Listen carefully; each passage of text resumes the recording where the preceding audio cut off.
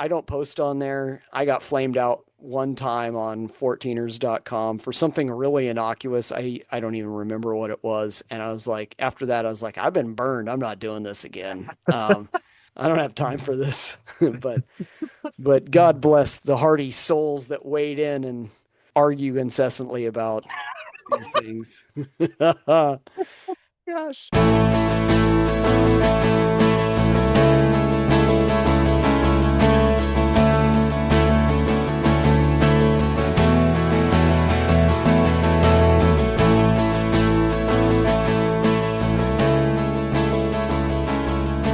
Welcome to the Greens and Blues Sports Center podcast. This episode, Zach signs up for the Olympic biathlon. I am another one that rides the bus, and we talk about some current events happening this summer in the mountains. Dr. Zach, how are you doing this fine day? Oh, it is 98 degrees That with doesn't sound fine. yeah, not the band with Nick Lachey. It's toasty.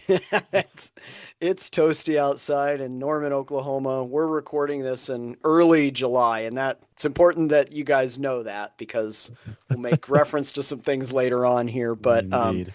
it is warm, and my hiking schedule has kind of worked out, Eric, the way such that I did a bunch of hiking like in May, Yeah. and early June, and then I'm gonna go to Albuquerque in a couple days to see my mom, and I'm gonna get away for a day there, and maybe just go do some New Mexico 13ers, and then I'm not hiking again until August. So just trying to stay in shape. The other day I went to the gym and I ran 3 miles, and then I did something that I've never done before. I thought I should go swim some laps in the pool. After And running. yes. And I have never felt so utterly defeated in my life. I was like, I'm kicking, but my legs are sinking. Why is this? So I was like, am I out of shape? And I don't know. I'm going to do it again this weekend and see how it treats me because it Apparently, was, you're a biathlete now. yeah, yeah. Both of those in giant quotation marks. A bi athlete. So it was pretty rough. I have done where I bike and then I run. I do that fairly consistently in the late spring. That I feel Okay. that's pretty good training for hiking, but this is the first time I ever did this, and and it may be one of the last. So pretty brutal. I looked like I was Oh my drowning gosh. out there. A couple times I looked at the lifeguard and I thought, is she going to need to come rescue me? Oh no. Am I gonna be that guy? Do I need to get the little water wings just Yeah, to get the floaties on you. get the floaties? So, well, enough about me. Eric, I heard you went to an absolute banger of a concert the other night. What are we talking here? Indeed. So we just got back from our niece's wedding in Iowa, and which was great. It was awesome to see her and her fiance get married. That was really cool. So the wedding happened several days before my birthday, and so I received a few birthday presents a little early, and one of them was from my sister-in-law and brother-in-law, Lori and Peter, Rachel's sister and her husband. They gave me a gift, which was a t-shirt referencing Spatula City, which, Yes. for those that know, is a reference to the Weird Al Yankovic movie UHF from the late 80s, which is my all-time favorite movie. I adore that movie. I crack up every time I watch it, even though it's one of the dumbest movies anyone's ever made. Hey, before you keep going, where can I Yeah, get one of these t-shirts? I'm sure Amazon. I can send you a picture or a link Okay. to. I Uh, We need Buddy Spatula City t-shirts. And so I'm gonna do something here. I'm gonna say a line from there, and you're it from the Spatula City spoof commercial, and you're gonna do the next line. all right, Oh dear, we're out of spatulas. you know where to go. Then they run to the car, and then the Spatula City, like Yeah. the whole echo And comes the out guy after that. smacks his head. He goes, "Let's go." Okay, so you got a Spatula City t-shirt, and what does this lead to? So it leads to, on the way back from the wedding, we stopped in Omaha to kind of break up the long drive. And it just so happened that Rachel planned a surprise, an early birthday present, because Weird Al was actually playing a concert in Baxter Arena in Omaha, and our hotel was like 100 feet from the arena. So Yes. she planned it perfectly. We actually looked at tickets at Red Rocks, and she said that the tickets in Omaha for his show were like a third of the cost. So she's like, let's do it in Omaha since we're going to be there anyway. And so Yeah. it was awesome. There were a lot of Hawaiian shirts. For those that know Weird Al, he, Hmm. especially early in his career, very well known for wearing a lot of Hawaiian shirts. I wore the Spatula City t-shirt there. I was expecting some, yeah, man, cool t-shirt, bro. I got crickets. Nobody looked at my shirt and said, "Oh, dude, UHF, that's awesome." Like maybe I was the most diehard Weird Al fan there. I don't think I was, but I was a little disappointed that there was no appreciation for the Spatula City t-shirt. So Yeah. otherwise, it Or was a great concert. like so many deep cuts you could have a Conan the Librarian t-shirt. They showed that scene during the concert. Of all the things, they played a lot of scenes from a lot of his like interviews, mock interviews he's done over the years. Uh, And the only scene they showed from UHF was Conan the Librarian. And uh, there were a lot of people that were like, sir, this book's a couple days late, and then he just cuts him in half. chops him in half. Oh man, are any deep cuts from Weird Al on the, or what were some of the highlights song wise? No, he did either the full song or partial songs from most, if not all, of his big hits. So he did Okay. Yoda, Eat It, Fat, The Saga Begins. He did a couple of his own original songs that I Yeah. think are more among some of his well-known ones. He played most of them, and so for anyone that knows Weird Al and has seen him in concert, he has three or four musicians with him that have been with him, I think, for like 30 years. He must treat them really good. But this time around, he actually had a bunch of younger musicians added to the mix too, which was super cool. Another young lady playing guitar, a lady playing saxophone, another one focusing on vocals, and just the energy they brought was really cool. So overall, the concert was really good, really well done. I'm just sad that no one appreciated Spatula City. So I don't Yeah, know. that's a big L for the Weird Al fans right there. I'm pretty jealous that you got to do that. That is an awesome concert. Love it. Yeah, that's great. Did any like old songs like Mr. Frump and the Iron Lung or anything like that? Like any Oh, just really deep cuts from the catalog there? he did Like a Surgeon, which I know is a Yes. really, really old one. And then the first song he ever did, I forget, he was on a late night TV show in the late 70s. And I forget whose show it was, but he did like an impromptu version of Another One Rides the Bus. Yes. And so there was a biopic of him recently where I think Daniel Radcliffe played Weird Al, and Yeah. they played a scene from that movie where he kind of comes up with that song on the spot. And so that was pretty cool to see too. So yeah, there was some deep cuts, there were some newer ones, there were a couple I didn't know, but yeah, overall he put on a good show. Fantastic. Well, we should turn to the mountains now and Perhaps. perhaps we had a fun idea here to do kind of it's midsummer when this episode's going to come out. There's a lot going on in the mountains, and we wanted to delay our regularly scheduled programming to just talk about some of the happenings, a current events episode, if you will. We've got a few things we want to talk about, just some things going on in the hills. The first thing that I wanted to bring up, so we are recording this, as I said, early July. Probably the thing that's affecting everybody and will probably continue to affect everybody that loves the mountains for the rest of the summer is there's a lot of fires. Yep. There's a bunch of fires in Utah right now. There's a few fairly moderately sized fires in northern New Mexico. And then there's a handful of fires going on in Colorado, and some of those are leading to actual closures. Do you want to elaborate more on that, Eric? You summed it up well. There's several fires going on. Some of these are large, and as of this recording, what we're talking about right now, they're still 0% contained. Like Yeah. nothing has been able to be successfully put out. So, yeah, I agree. I think it's probably going to continue to affect us, especially we've talked about this for months that the snowpack is so historically low that it's just the air is even drier than it normally would be in the summer. Yeah. And so I think that's just it bodes poorly for the future of the hiking community this summer, I fear. I mean, right now, right before we hopped on the pod here, I took a look. The Uncompahgre Wilderness is closed. So that obviously affects Uncompahgre and Wetterhorn. And for those of you that are 13er nerds, Coxcomb, Red Cliff, Silver Mountain, Broken Hill, all the funsies up there. And then the area north of Twin Lakes, so north of Colorado Highway 82, is closed. So that's the area that includes Elbert and that's the Mount Massive Wilderness. So that's Elbert Hmm. and Massive.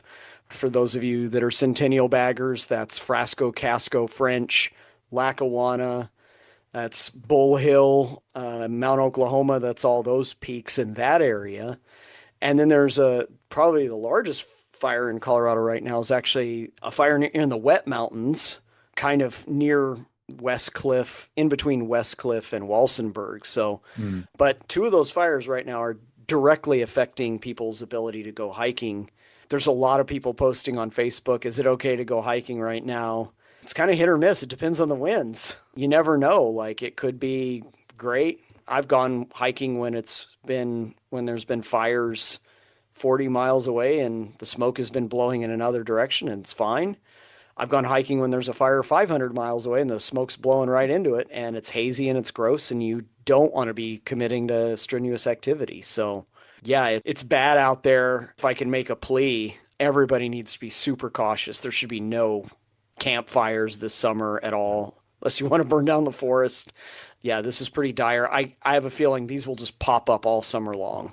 Fully agree. And yeah, even here in the Front Range in Castle Rock, a couple days ago, I couldn't even walk my dog because it was so hazy. Really? The smoke was so bad. And again, these are hundreds of miles away, but still, it's just like you said, it's blowing in the right direction to the point where there's a couple days we just shouldn't be going outside, let alone trying to hike anything. Like you mentioned, Wetterhorn and Massive are both fully closed right now. Albert and Uncompahgre have trailheads that are affected. So yeah, anyone that's wanting to hike the mountains, this is a deal. And I fear for what the future is. Yeah, I mean, you and I are planning on doing Chicago Basin. I hope that trip happens in early August. I Who knows? It's If kind of not, up in the Eric, air. we're going somewhere. we're, Look, if we'll that go to doesn't work, Montana and hike uh, something. we'll go hike something in Wyoming. Yeah, and not to be too dire about it, but this is the result of obviously a very warm, very dry winter. Projections of climate change the way they are. It always sounds weird to say, like, just think about this winter and realize that the next one may even be warmer and drier. Could be worse. Yeah. This could be the coolest year for, and now obviously there's what part of what climate change does is greater weather variability. So we could have a real dumper of a year too, in terms of snow and rain, but the extremes will get more extreme as time goes on. So this is just some kind of our new normal here, unfortunately, and we're going to have to be really careful about it. I was reminding myself today as I was mowing my yard that geologic change happens in millennia, if not millions of years. Ecological change happens in decades, maybe even longer than that, maybe hundreds of years. And so we keep thinking, well, gosh, maybe some more resilient plants or trees will come in that will be more drought tolerant. That is probably true, but it will not be in your and I's lifetime. Gonna take a while. Yeah, maybe our grandkids will get to see it, but You know, we may not. So yeah, that's one thing going on right now. Maybe to some more rosier news here, Eric. This may already be over by the time this episode releases, but inveterate long distance hikers and speed hikers, Andrea Sansone and Andrew Hamilton, are attempting the entire Sangre de Cristo Traverse from essentially US 160, Levada Pass, all the way up and over to Poncha Springs. So they're going from south to north. Justin Simoni, the Long Ranger, who we interviewed here, gosh, two and a yep. half years ago, has done this, and he did it from north to south, and from south to north, I believe. I think he tried to do it both ways. Yeah, they're gonna try to do a fastest known time for this super long, the ridge walk of all ridge walks. Yeah. So I think they're hoping that it'll take them 5 days, Think I saw, yeah, 5 or 6 days is what they were hoping. which is insane pants. That like Yeah, Eric, goodness. do you have thoughts? I can't even get to the mailbox in 5 days, and they're gonna do this whole stinking traverse. You can follow on the web their Garmin GPS. I swear that I looked this morning. This is, I don't know, Zach, is this maybe day two, day three of their Yeah, journey? so they're on this morning. They had camped on Medano Pass. Okay. So they had gone over, obviously, Blanca, I think Little Bear and Blanca, and dropped down from there onto California Peak and followed that ridge line north from California, and that connects them up. And they had kind of dropped down beneath the Great Sand Dunes, Hmm. Medano Pass, and they were headed from there. So they put some miles in that. That's a rough way to start, but they did it at the start. Yeah. When we talked with Justin, I think he mentioned that might be the better way to try and do it because you get that traverse between Little Bear and Blanca. You get that done like day one. And When you're so fresh. when you're fresh, exactly. You don't have to try and do that when you're exhausted on day five or day 77, like it would be for me. I think they're actually on the Crestones right now, which is Holy kind of smokes. banana pants that they're moving just that. I swear I looked this morning, they were at Mount Z- z- Zwishin. I can't even Zwischen. That means but Zwishin. that means between in German, by the way. Well, well, Thank you, German translation class in grad school for that. good job. Well, and that's very fitting because it's right in between the Little Bear group and the Crestones. So well named and yeah, they are flipping flying. So So that yeah, it's means they cool. would have gone over, holy moly, they would have gone over Marble Mountain, and then they would have gone from there, probably gone north from Marble towards Milwaukee Peak, and then yeah, then they're hitting the Crestones. So once you're done with that, you've still got to go over the Crestones and then go do that nasty knife edge traverse between Adams and Fluted, I believe. And then it's kind of smooth sailing from there. Smooth sailing, I say, from there. In quotes. I mean, I have two things that I wanted to say about this. Anyone that has driven along the San Luis Valley or hiked those peaks or been on top of some of those peaks has looked at that ridge line and been like, man, that would be so cool to do that entire snaking traverse. Like, it makes sense. It's just, especially from like Adams North, like it's just one big long continuous ridge line with a ton of 13ers on it. Yep. It's such a cool ridge. For me, that's adventure minded, that's looked at it, has been like, man, I would love to do that.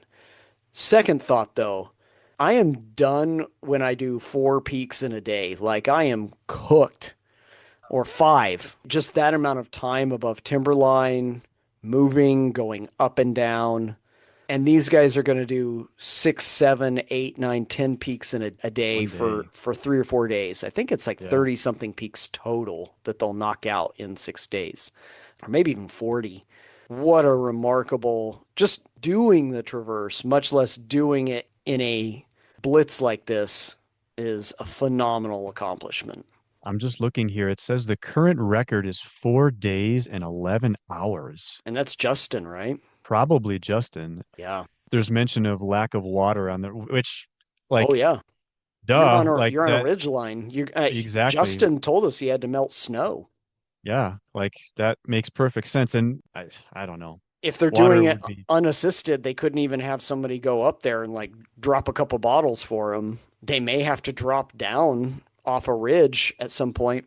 You know, there's alpine lakes on both sides kind of as you go along there, and there's some streams here and there. They may have to poke their head down, you know, into Comanche drainage or Venable drainage or whatever, grab a little water and then come back up. it Woo! just adds to the gain that you're already experiencing on this Yeah. traverse. So, um, Amazing stuff. sure. I could never do that. I don't know, even if I could, I don't know if I'd want to do it, but I don't know even know why I'd talk like that because it's not an option for me. That is not something that I'll be doing anytime soon. Agreed. But it's really cool to follow what they're doing, and it feels like the community, the hiking community, is kind of getting behind them and cheering them on and rooting for them, which is really cool to see. Yeah, a couple rock stars with Yeah. lungs of iron. Actually, no, maybe not iron, maybe lungs of something very elastic and stretchy. So, yeah, that is pretty cool on their part, which takes us maybe to our next kind of maybe semi-related topic. It appears that the group that was doing GPS on all the 14ers has now completed all the Centennials as well. So they've gone and done all the Centennial peaks and accurately, painstakingly and accurately found the elevations of all these peaks. Eric, you're much more of a data guy than I am. What are your thoughts on this? Actually, pretty amazing accomplishment. You have to do the Centennials to do this, to like set up the little antenna and whatnot. So like these guys just did all the Centennials too, and That's as part of this project. Yeah, and I didn't realize they had done all the Centennials. That's amazing. And like you said, from the nerd perspective that I have, like the amount of work that went into that is grueling. And I'm glad to have the accurate data. I think that's really cool. The only thing that I have, it's not related to the Centennials necessarily, is this same team has completed a second survey of East Crestone. So that lot of news earlier about some of the data that came out of their initial survey of the Crestones and finding that East Crestone is actually like 5 inches taller than West Crestone, which is different than what we had thought before. So they've gone back, they've confirmed that that data is accurate with a second survey. For anyone that's interested, there is a forum topic on 14ers.com, and it is rather entertaining because there are some folks that are causing a little bit of a kerfuffle around this whole thing from a couple of different vantage points. And I'm enjoying my popcorn as I'm reading all of these responses and other feedback coming through for it. To bring a little bit of clarity to it, there are some folks that are kind of bringing the conversation back to reality in a good way.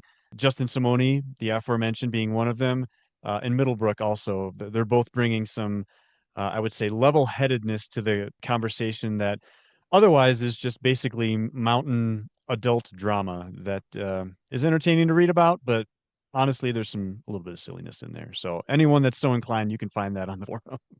So, Eric, what's all the drama about? Like you can't do that to me, buddy. You got to fill that in a little bit more. So, what's the I can't see why anyone would get worked up about it. Like if some guys want to accurately map the summits, like so what?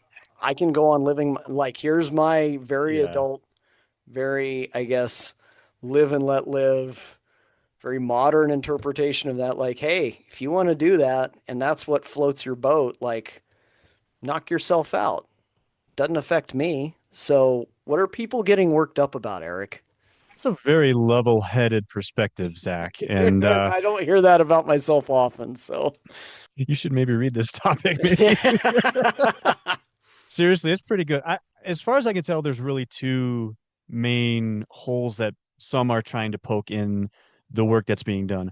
One is there are some folks that are raising an issue of, okay, so even though this team has done these surveys twice on East Crestone, there still has to be some quote unquote approval of the data in order for it to become mm, gospel, so to speak. And I'm not going to call out a lot of names here, but the leader is Dr. Eric Gilbertson, who we've referenced before. He's kind mhm. of been in charge of a lot of these surveys. And I think his interpretation is these two surveys should be enough data as presented to update 14ers.com and update lists of John and kind of update all the databases as far as the geological service. And some folks are poking at that saying, no, there's other things that need to be done. And so there's a little bit of disagreement there. But the other thing that folks are talking about is there are some pictures of, I think it's East Crestone, shown on the forum. And some people are saying that, you know what? If you just move a couple of rocks around, you're going to massively change. And some of these rocks look like they could actually be moved. Like Yeah. if someone were to build a massive cairn on top of West Crestone, you could just change this whole thing up again. And so some are calling into question the validity of the data based on rock placement and some of these rocks being movable rocks. And so I don't know. To me, it's a little bit splitting hairs, Yeah, perhaps. I was gonna say hair splitty. Yeah, hair splitting. I like that. That's more efficient. Those are the two things I can see that people are complaining about. Contrary to my previous statement, as Jerry Roach often reminds us, geology does happen in real time as well. This is just a few rocks falling off away from changing this. And so part of this is, as long as we're not wedded to the idea that this is immutable truth, that these will never change. I mean, some mountains in Colorado are still growing, like part of the San Juans are still, they're doing it in geologic time, like one inch Sure. every 1,000 years. But Yeah, yeah. these may change. They may be, some people are right. These may be slightly inaccurate depending on where they put the antenna, what the antenna is picking up. Is it on the exact highest point? And these guys are all, I've read some of their methods. They're all trying to account for this. But Yeah. when you're literally talking in some of these instances, what, 3, 4, 5 inches, Like inches, literally. it could be within the margin of error for these instruments. I don't fall back on this often, but as a biology and chemistry major in college, like anyone that does instrumental analysis knows that the instrument itself introduces error, Hmm. and you're dealing with a very large stochastic system with a lot of different data points here and a lot of different confounding factors. And so they may be inaccurate, which is why I return to my previous comment of, if these guys want to do this, great. It's not going to affect my life. If I ever find myself on one of the two crest stones, I'm going to feel happy. Yeah. So if I ever find myself near, I think one of the other peaks they did was Aeolus, and it's like 3 inches away from being another ranked peak. West Aeolus is. West Eolis, yep. If I'm ever good enough to climb West Aeolus, because it's a rock star of a peak, great. That's fantastic. I'm going to count it regardless. I count unranked peaks anyway that feel like peaks to me because that's how I do my thing. But Yep. anyway, good for them and good for all the people getting mad and worked up about it. Yeah, exactly. Yeah, I think the data nerd in me is fascinated by all of the numbers and the measurements and the discussions that come, but my list is still going to be my list regardless, and I don't foresee myself being on the Crestones or frankly West Yolas anytime soon. So yeah, I just found it to be a very interesting topic and a little bit entertaining at the same time. Yeah, I mean, this brings up, I'll just say one thing. Probably one of the, we don't talk about this very often, but the 14ers.com forum, it's the internet in a capsule, right? Like, you can go to 14ers.com and find amazing content, great trip reports. When people like Andrea and Andrew do these big efforts, everybody's supportive and just the best community ever. And then you get stuff like this, and you get dog piles and insanity. And holy smokes, it is just becomes just an absolute poop show out there. So I maybe that's just a little scintilla of that weirdness.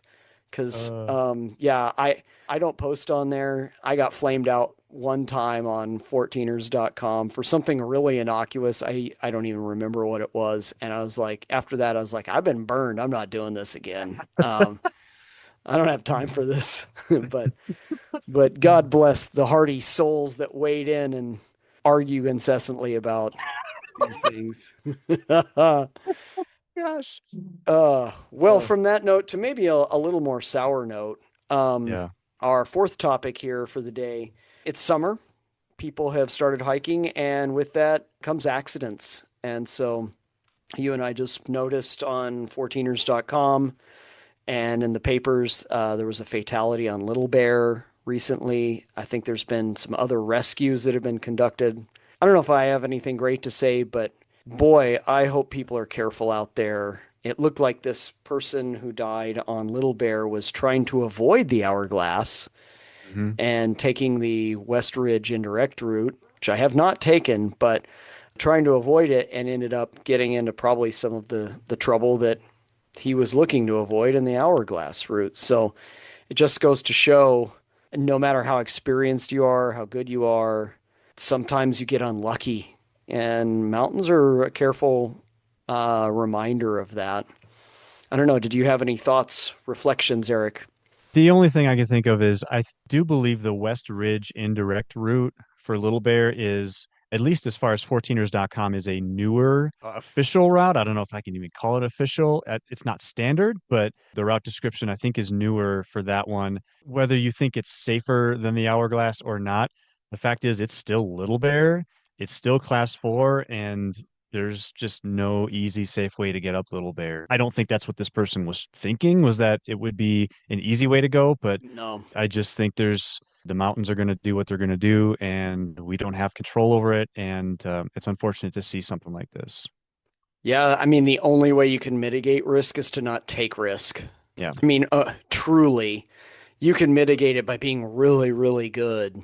But even really good hikers and climbers, I'm reminded of the Colorado veteran Steve Gladbach, who I never met, but hiked thousands of peaks. All the 13ers, all the 14ers, was a veteran hiker, died while hiking, and now was on a pretty risky area. I believe Thunder Pyramid when he died. Oh, wow. But yeah, even great hikers and climbers, they know all the tricks. They're steady on their feet. They're smart. They don't take unnecessary risks. And even then, as you said, the mountain will do what the mountain's going to do. I think you and I mitigate that by going on this. This is the Greens and Blues podcast, by going on easier routes. But even then, I sometimes find myself in areas where it's like, man, if I fell here, I'd be in trouble. Hiking is a dangerous pursuit, even if done like you and I do it at the most junior levels. So I just wanted to reflect on that a little bit, and just hope everybody stays safe and doesn't start a fire this summer. Maybe this Yeah. is like our school marm episode where we just remind people of some hiking principles.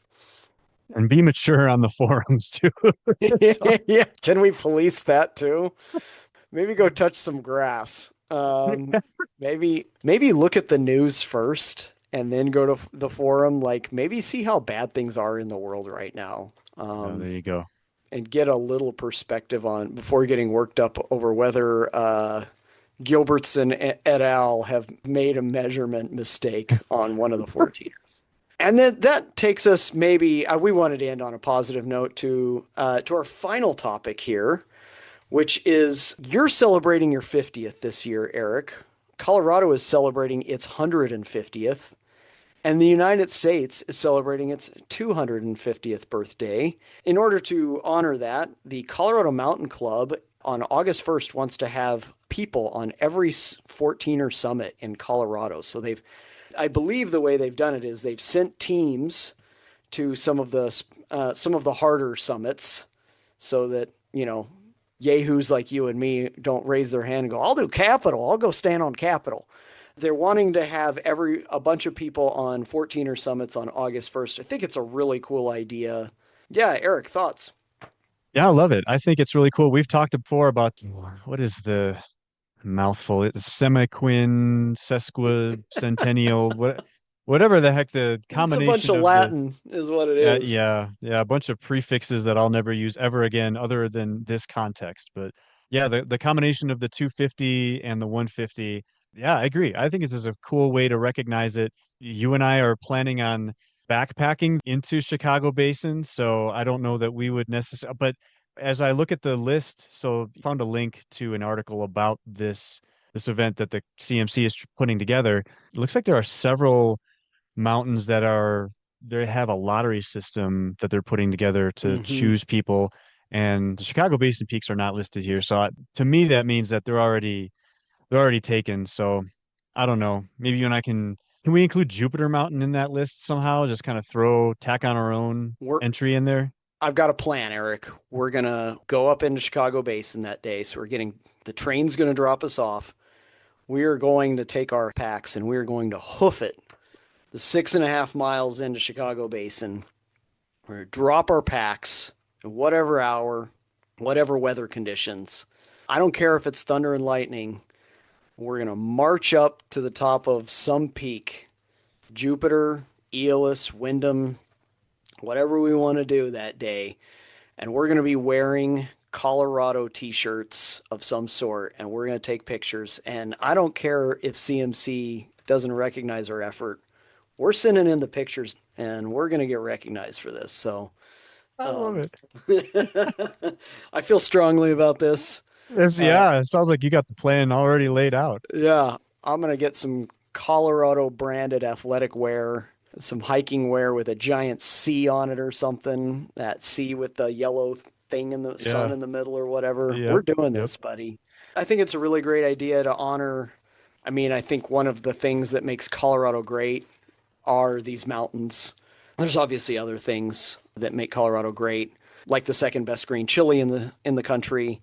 Um, Ooh, don't ask the governor of Colorado about that though, because he'll try and prop up what we got here. So he will. He's done a lot of other shady stuff lately, so I think whether or not his green chili is inferior or not is probably low on his list. maybe he's been posting to this Gilbertson forum and just weighing in. He's an anonymous poster, Yeah. you know. Yeah, JP 101 or something like that. Who's that guy? I don't know. Zero previous posts on the Yeah, forum. 014ers, No trip 013ers. reports. Yeah. That guy. Yeah. The guy with two 14er climbs that's done like that like wants to like tell everybody all the things. That those are my favorite. I'm just gonna say that like I love it when Uh, guys go on there and they've done like 9 14ers and 1 13er. So you know they're counting them. And they're like they're telling veterans that have done like hundreds of peaks, yeah, you should do this. Like, maybe slow your roll there, homie. oh, I Um, love it. I think this is a great idea to celebrate a great state and what makes the state great. I think it's really cool, and you and I are doing this, Eric. I don't care if it just absolutely beats the tar out of us. That's what the next day is for. We're gonna lay in the tent and recover after we kick the Oh, crap out of ourselves. oh, that's good because I think that would kick the tar out of us. So I don't know if we have much of an Yeah. option. Yeah, we're not Will Erickson doing a 40-mile day in and out of the Chicago Basin in a day. For sure. Yeah. We're not doing that. So that's all I've got for the current events report in sixth grade here, Eric. Do you have anything else you want to add? No, I think this is a good summary and yeah, some sobering stuff happening, but definitely some stuff that hopefully going to encourage hikers to hike as much as we can, considering the weather and the fires that are going Yeah, on. get actually get out while you can. Yep. I love what CMC is doing. Love what Andrew and Andrea are doing, and hopefully it inspires the rest of us to, like you just said, get out while we can and enjoy the mountains as much as we can.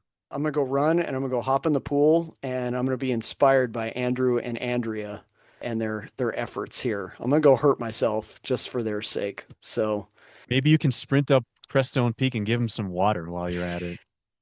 just wouldn't that be hilarious? Some random guy sherping up like 3 gallons of water to him on like Venable Pass or something, and they Yeah. like, what's his problem? Like bringing a burrito and like 4 gallons of water, and here you Oh guys man. go. Yeah.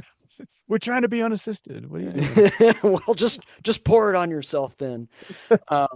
Yeah, well, really appreciate everybody listening to this, and we hope everybody's having a great summer. We'll be back with our regularly scheduled programming in the next episode. We've got some fun episodes coming up. We hope everybody's having a good summer. Eric, if in the meantime people want to reach us, talk to us, send us things, how do they do so? Yeah, if anyone has data on West Eolis's summit elevation, prominence compared to Eolis, I think it's actually prominence that's getting West Eolis on this one. Or any opinions on how bad wildfires are, or if they just want to throw rocks around on West Crestone, send us a note at greensandbluespodcast@gmail.com, or you can visit our website, greensandbluespodcast.podbean.com, where you can find all sorts of different videos, all sorts of other ways to get a hold of us, and all sorts of other content on there. And we love hearing from our listeners. So feel free to write in. And we will catch you guys next time.